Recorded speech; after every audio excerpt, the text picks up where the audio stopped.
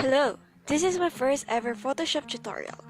I'm Narians Valenzuela and I would like to share my idea of making a calling card.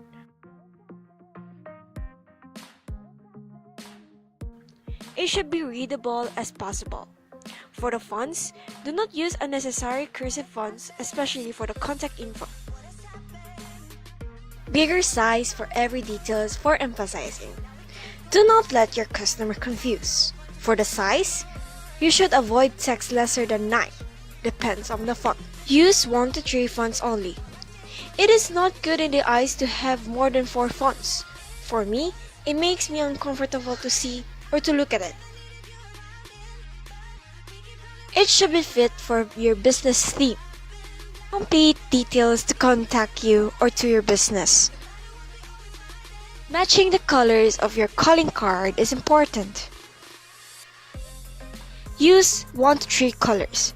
Do not put unnecessary design that doesn't fit on your calling card or doesn't have any blank space anymore.